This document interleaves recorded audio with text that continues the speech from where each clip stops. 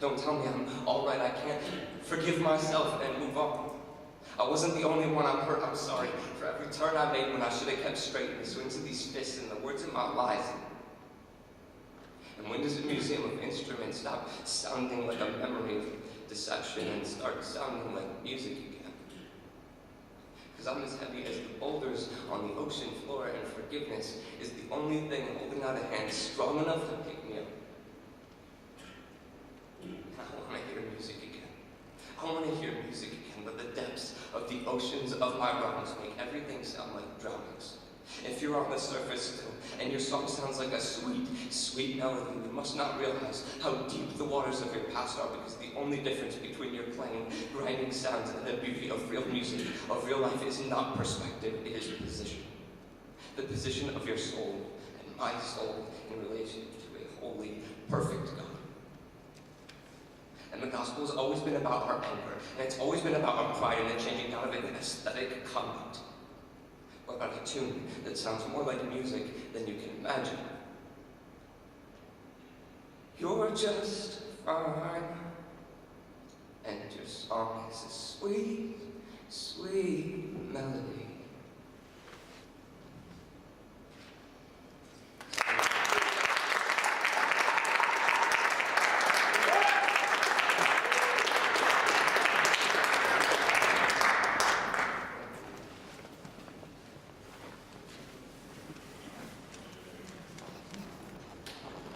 Mr. Marty, folks, that was fantastic. Let's see, I'm going to invite up a very good friend of mine, Miss Robin Fine. Where are you? There you are. Okay. She usually does these kind of erotic, not so churchy pieces, but she's reformed apparently, and agreed to do something along the lines of faith. So we're going to be cool with that and just kind of see what happens. And just as a reminder, many of the authors you see here tonight have material, including myself, such as chapbooks, CDs, things like that, just outside those doors. And if you don't already own them, you should. And many of them are pretty affordable, even on my salary, and I do this for a living. So you should check those out. In the meantime, Miss Robbie Fine.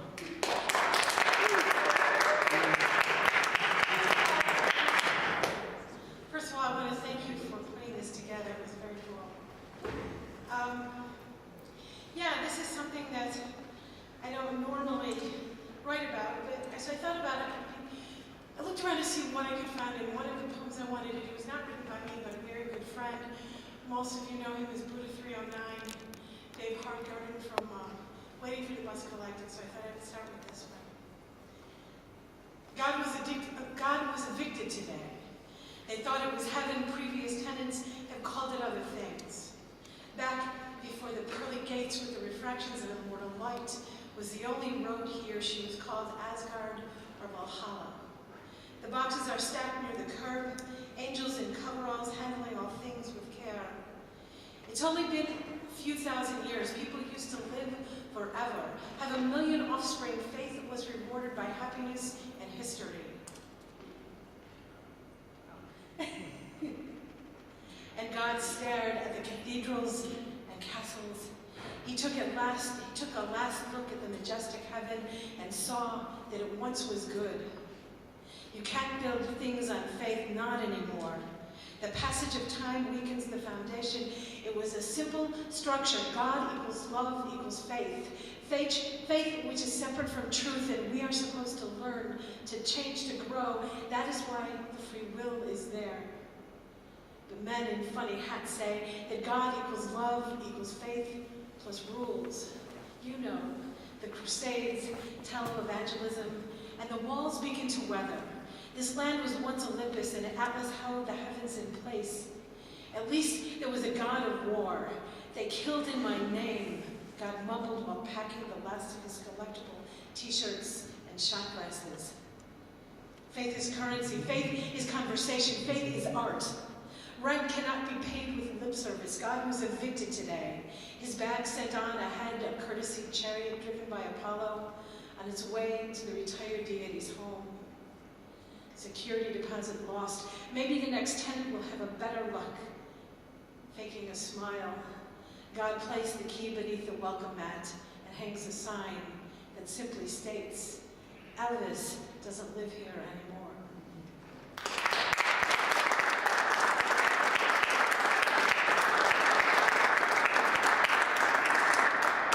This one was actually really hard for me because I'm religious and I have a very strong faith, and I wanted to think of how it affects me and how it's impacted me while I was growing up.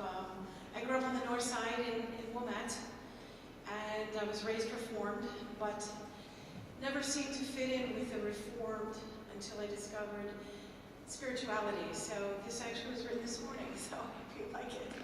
Don't have a name. In Judaism, it is the female that maintains the bloodline while the male is placed on a pedestal. I never understood this blind faith, followed God without question. I lived with constant bruised knees and split lips from trying to climb upward. But good little Jewish girls were meant to be quiet and compliant, know how to keep house, make sons, make perfect chicken soup. This was my privilege of faith. Mother's words always filled with disdain. Why can't you be more like the other good little Jewish girls? They love and obey their mothers. Hurtful words leave scars beyond broken bones. I was this forgotten. I was this foster child, the one who didn't belong, always on the outside looking in. But every Sunday, there was synagogue. My refuge, my salvation. I would live inside the stories of ancient Palestine. Each Hebrew letter bathed me in light, gave me back my human spirit. Mother's discontent faded into sand-dust. I was a daughter of Israel, a holy warrior like Leah and Rachel, carrying their history on my back. Their human scars became my body armor. God would never trample me on my garden again, no longer his privilege. I would crawl into the back seat of my dad's old Buick, breathe in my own reflection smashed against the window. It was time to be schooled, transported back to Persia and Egypt. Freshly polished leather seats became my saddle. Lakeshore Drive, the camel routes. Lake Michigan, the Sea of Galilee. Teachers shared stories of old Jerusalem, of temples built and destroyed again. We were God's chosen people. And behind every great warrior, there was the strength of a woman. Abraham had Sarah, Moses had Miriam, Jacob had Rachel. Someone would have me. I would be his need for air. I would speak these words into existence if only God would grant me an audience. But good little Jewish girls do not embarrass their mothers. If I had a daughter, I would build her a ladder, teach her to climb, revel in her bruised knees and split lips. I would teach her that humanity is her birthright. She was not meant to be chained to someone else's ego in God's name. That ancient wisdom is beginning, middle, and end. To never forget her true origins, and that the pedestal would always be hers for the taking. Going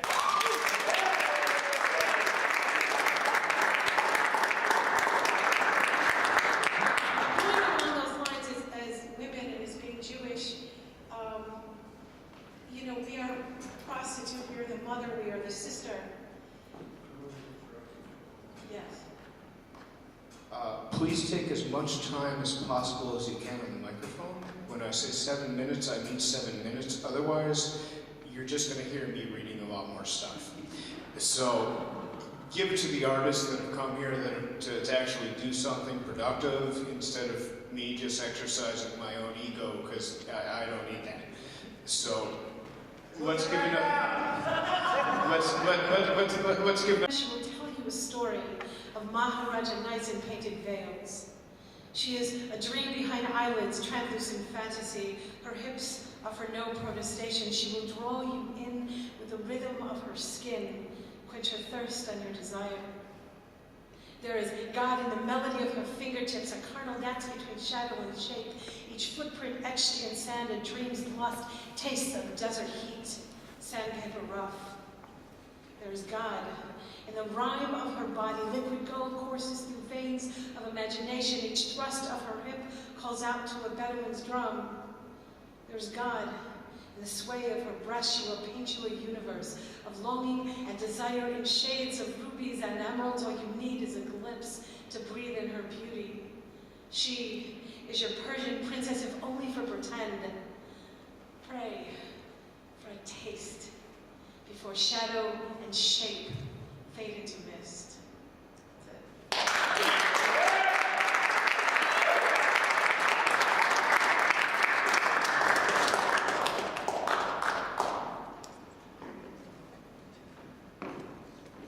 She says that's it, as though, like, she just got up on stage and was like, yo, what up? And meanwhile, that was freaking beautiful. So let's get I'll tell you what, we're about halfway through the show right now. So let's take a little break, say about 10 minutes or so. Go out, get yourself a cup of coffee. Bathrooms are on the 4th floor. Have a smoke, get a cookie, whatever you want to do. I don't care. Just be back here in about 10 minutes. You'll see the stylings of Billy Tuttle. I see a light out there. And many other artists as well. So come on back. Before you run off, just wanted to welcome you here to People's Church of Chicago. I'm Pastor Jean Darling. We have services on Sunday morning at 10 o'clock, if you care to join us. Do we sleep here? No. Sleep here and then stay for service? Let me think about that. We have... I'll think about it later. We are co-sponsoring this event. We are really glad to have had you organize this. The Treasures of Uptown is an interfaith group that was started out of this church, but has many different faiths involved. We have a monthly discussion group that meets over at the Golden Pancake House with, a handful of people, all different faiths, and we talk about some subject. And we periodically have public events like this one or other kinds of events. We welcome others' participation in our group. We have some information out front too. So enjoy your break, spend money. Thank you for coming.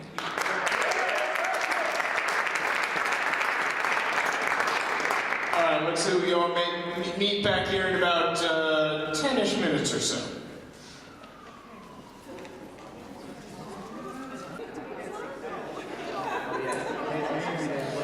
All right, folks, so let's get this back together.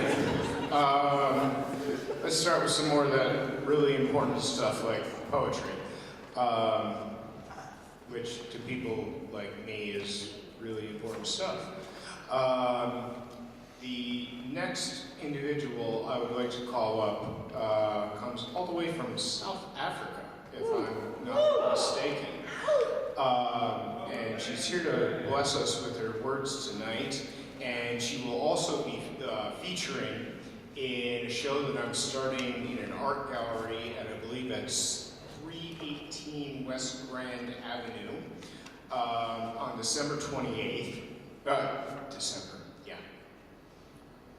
I went to public school, what do you want? Let's see, February 28th, 4th Friday of the month.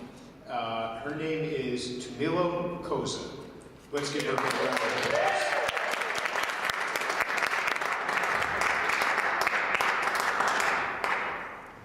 Hey everybody, how are you? Everybody's feeling awake at 9:20.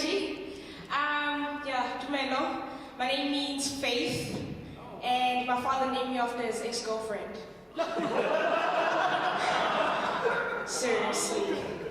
Yeah, so I don't know what faith my father had in that, but... Anyway, he's forgiven. I wrote this poem when I was 18 years old, and stuff. We're in church. Can we swear? I don't speak God. Jesus loves swearing. Okay, so two such voices have once again begun to flirt with my soul. Swollen bodies float above my head like bubble gum, a double hum of jazzy scratches. They replay themselves in my mind. I cannot run. My ears have overheard such words slip from the watery, ignorant lips of society, whispering deep in the ears of humanity that skin on skin is said to be better than a plastic in between. But then my mind wonders, how do I know the number of fine sisters who have paid a visit to his welcoming bedroom cupboards? How many of them have foreplayed between the sheets? And because of his promising lies, how many of them were misled? Should I do it? Should I not? Should I do it? Should I not? Should I do it? Should I not? Has become this boring chorus. It makes me yawn like Chuck Norris. I feel an angel and a demon slow dancing in my thoughts, in the inner core of my belly.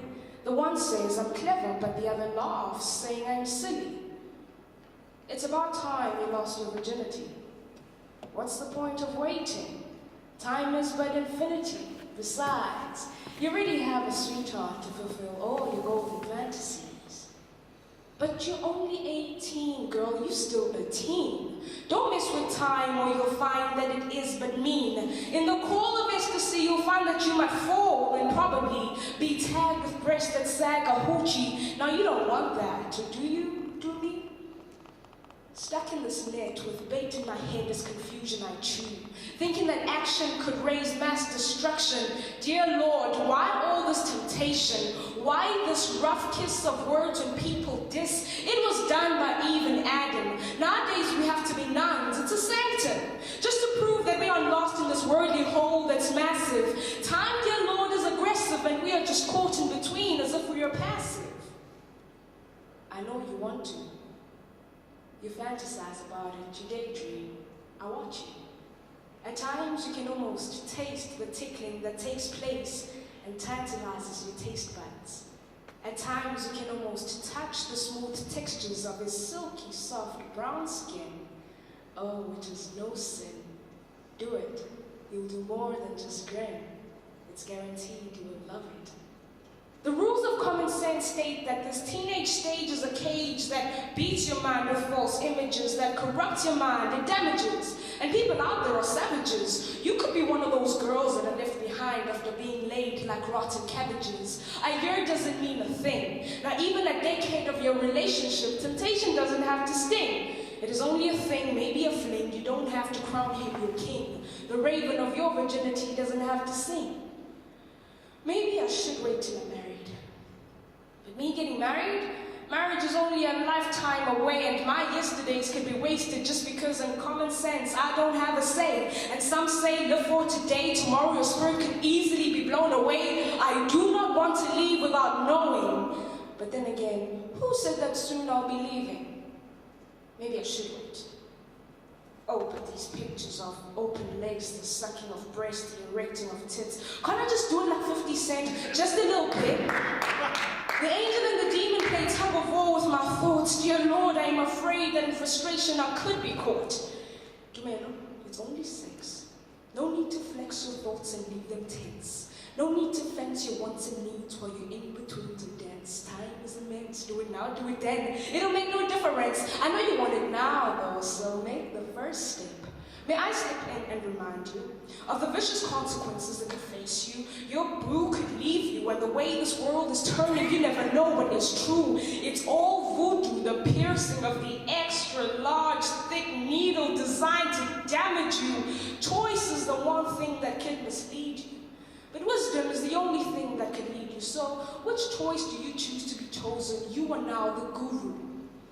Sweet angel of God, how do I compete with these rough-riding medias that masturbate with my knowledge? That erase all the wisdom that the Lord has placed in storage. At times I feel utterly stuck, whispering, what the heck? Stop all this waiting stuff and let me get a shove of the sweet taste of love. Sweet angel of God, I've done it already in my mind. I'm sure it won't make a difference if you just enters inside, right? It's just that it won't be mental, rather physical. No doubt I want to. It is only my age that this allows me to. That is why you should. If you didn't have this angel beside you, you would. A long time ago, you could have lost it and loved it. Lose the virginity, experience the ecstasy. Time waits for nobody. It's your time to experience the intimacy that many speak of and you envy. It won't take long, just 1, 2, 3, it's over. Your virgin mucus could be as white as clover, and besides, darling, it was invented by Jehovah. Pregnancy is what I call a disease that even your poetry can't heal. Now, yes, lovemaking is sweet, it can enhance what you feel. But who said it's the key? And who said it's proven to be all a pure relationship needs? You see, that is unreal. Now, don't be keen to do things that will make the rest of the world mean, or else you will see what many of our disappointments have seen. Yes, certain things can be prevented, but who else has control over this world if it's not the Father in heaven? So with all this knowledge, I drifted myself back to reality and I thanked them both, learning that who else has control over me but me.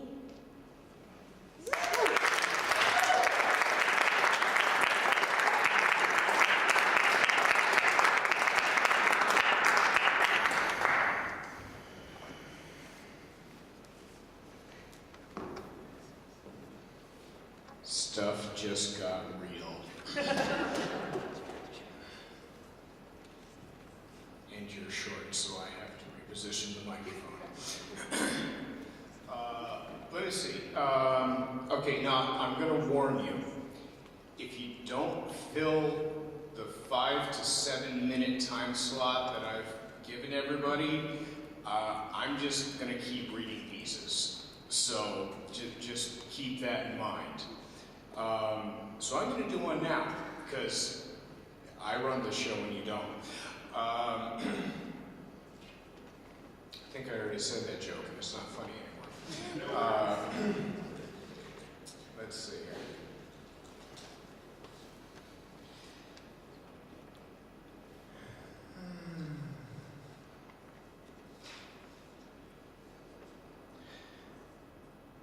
The Lord God has given me a well-trained tongue, that I might know how to speak to the weary word that will rouse them. Morning after morning, he opens my eyes that I may hear. And I have not rebelled, have not turned back. I gave my back to those who beat me, my cheeks to those who plucked my beard, my face I did not shield from buffets and spitting. Isaiah 54:7. Shame like beauty or ignorance in the eye of those that behold. Shame that we as women and men, strong enough to ask for help, that we all know but will never hear broadcast. I remember the words you never said that were more solid than concrete and stung worse than wasps. Modern vernacular has changed. So spitting also has its definitions. I seek nothing beyond the teachings, beyond the reachings. I'll admit my sins. I like pretty girls. I like the few nights at a time when I have the opportunity to say goodnight to someone next to me. I am tiring of writing poems about my failure, about times you wore my name like a damaged coat. I received all the letters you sent, still smelling of the Black Sea and Korean streets. Our eyes have dropped the bomb, and not in a sense. I was never the one that was afraid of being alone. I never started that night on the couch. I repent. I still listen to a lot of Tom Waits and Leonard Cohen. But I went to Mass this morning. Tied my frond from a pond and listened to a man in a robe tell me about the Word. I am still studying the Word and what it really means. According to Webster and .com, this is the flesh of my flesh, blood of my blood. Be it for the sake of the Word, or the sake of my gambling flesh and face. consume as you must or will. With this tongue the Lord has giveth, I can please a woman or break a soldier, kill a man if aimed properly. You beat me, shave my beard while I slept, with the secrets you kept. Let this text be my body, let the sound be my blood. Amen.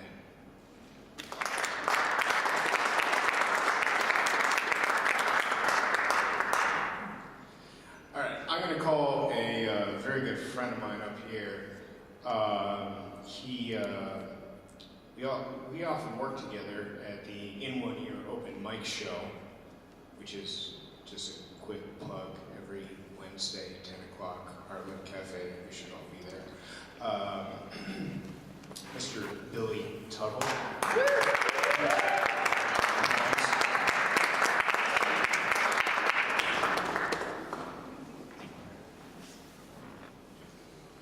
By the way, he also has books and stuff to sell. You should buy one. I own one. They're awesome. How y'all doing?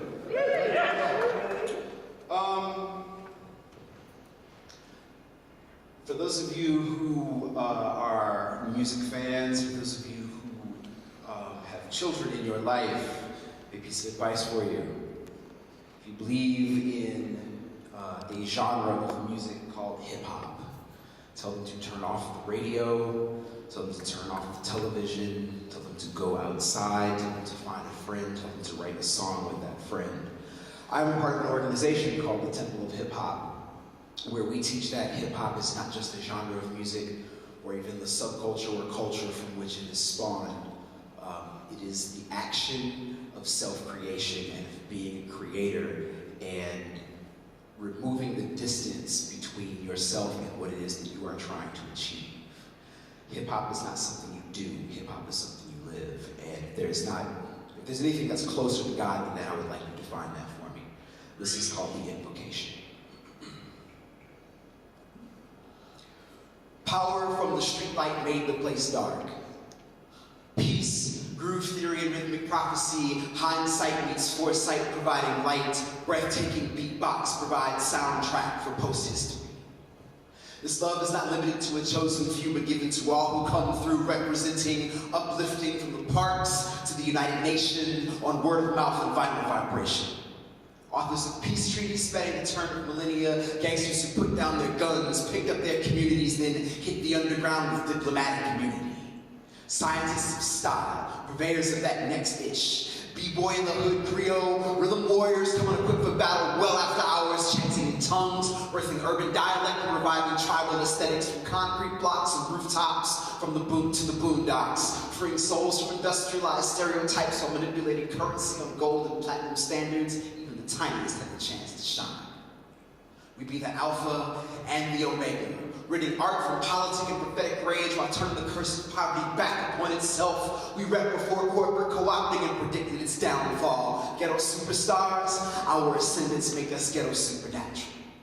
Morphing ink style into history, I get it with the time signature and paint like it's a mural. The serial poetry in motion, we dance these words. Turntable alchemists spin wax into funk, hands crossfade witching hours into twilight, kids flip head spins in free fall with only thin air between them and the breaks. We throw our hands up to the gods, giving thanks for the strength to beat the odds and the vibration upon which to write the next testament. Hip-hop push city limits to the sky and beyond, blowing the spot like a force of nature. And when we go out, we going out like eternity. See, power from the streetlight made the place dark. Yo, we didn't care. We turned it out. I know a few understand what I'm talking about.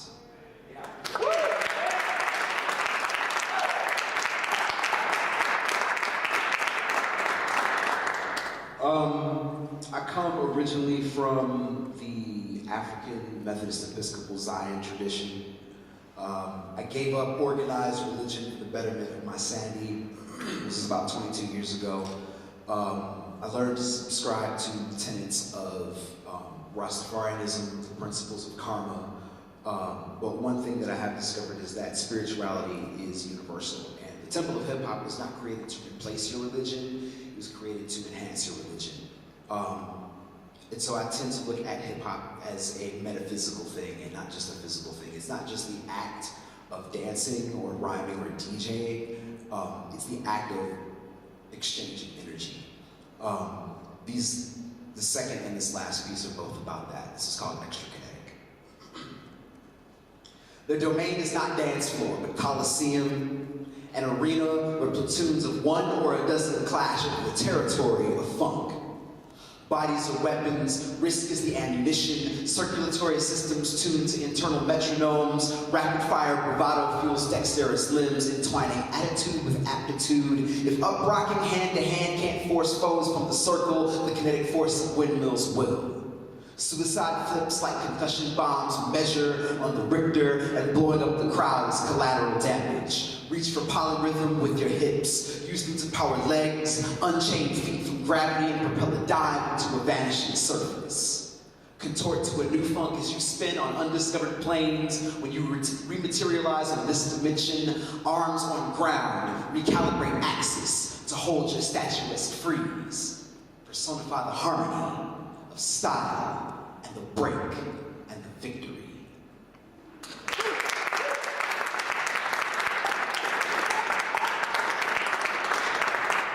Come see me if you'd like a copy of Way of the B-Boy. It's not only a collection of poems, but it's also a hip-hop educational and spiritual curriculum sketch. My name is Billy Tuggle, And who would like to hear Billy Tuggle do one more?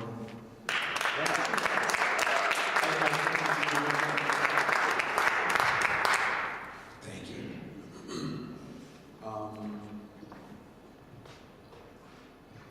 From the Christian tradition of testifying.